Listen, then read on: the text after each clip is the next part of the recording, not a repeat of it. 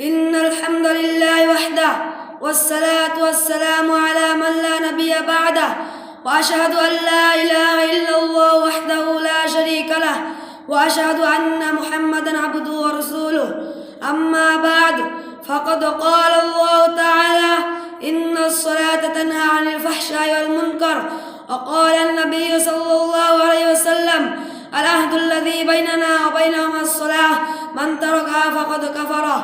সম্মানিত সবার সভাপতি সাহেব, আমার প্রিয় ওস্তাদ সাহেব এবং আমার সম্মুখে বসে থাকা ছোট বড় ভাই বন্ধুগণ, আমার বক্তব্যের বিষয় নামাজের গুরুত্ব ও ফজিলত। আল্লাহ তাআলা প্রত্যেক মুসলমানের উপর দৈনিক 5 ওয়াক্ত নামাজ ফরজ করেছেন। একজন মুসলমানের জীবনে সবচেয়ে গুরুত্বপূর্ণ কাজ হলো সময় মতো নামাজ প্রতিষ্ঠা করা। কিন্তু আজ আমাদের মুসলিম সমাজ এই নামাজ সম্পর্কে এত অবহেলিত, তারা একটু ভেবে দেখে না যে নামাজ ছেড়ে দেওয়া কত বড় গুনাহ, নামাজ না পড়া কত বড় পাপ, নামাজ না পড়লে মানুষ মুশরিকদের দলে চলে যায়। আল্লাহ রাব্বুল আলামিন বলেন, আকিমুস সালাতা ওয়া লা তাকুনু মিনাল মুশরিকিন, তোমরা নামাজ কায়েম করো এবং কখনো মুশরিকদের দলভুক্ত হয় না। আমার বন্ধুগণ, নামাজের এত গুরুত্ব, কোন মানুষ যখন ইসলাম ধর্ম গ্রহণ করতেন সর্বপ্রথম নবী সাল্লাল্লাহু আলাইহি সাল্লাম তাকে 5 ওয়াক্ত নামাজ প্রতিষ্ঠা করার জন্য আদেশ করেছেন। শুধু তাই নয়, নামাজ ত্যাগ করাকে কুফর বলেছেন।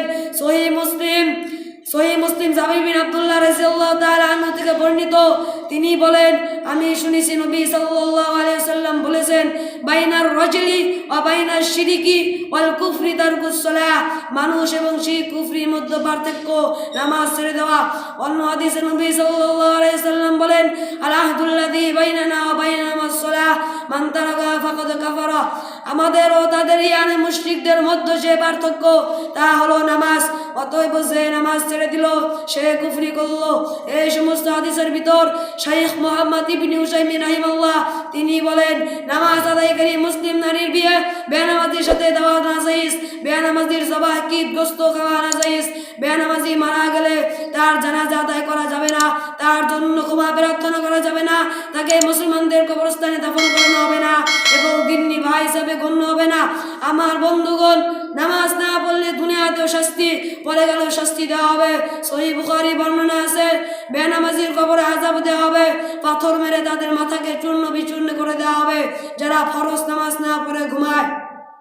এই আযাব আপনি সহ্য করতে পারবেন? আল্লাহর সাথে কোনো কিছুকে শরীক করা সবচেয়ে বড় গুনাহ, তারপরে সবচেয়ে বড় গুনাহ নামাজ ত্যাগ করা। আপনি কেন নামাজ পড়েন না? নামাজ ছেড়ে দিয়ে চুরি, ডাকাতি, জেনা, ব্যভিচারী করার চেয়েও বেশি বড় গুনাহ। বেনামাজির ঠিকানা জাহান্নাম।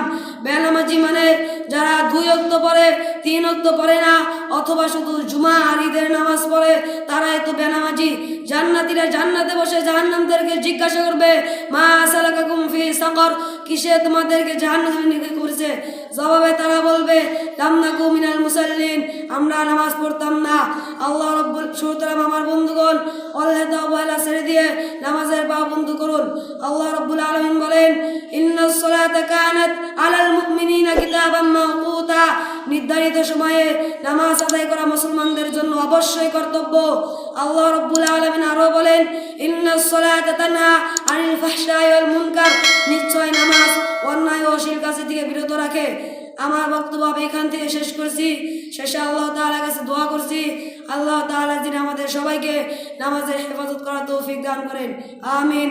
ওয়া আখিরু দাওয়ানা আলহামদুলিল্লাহি রাব্বিল আলামিন। ফর স্টুডেন্ট, মাদ্রাসা হিফজুল কুরআন মুনিচ্চর মুসলিপাড়া। আসসালামু আলাইকুম ওয়া রাহমাতুল্লাহি ওয়া বারাকাতুহু।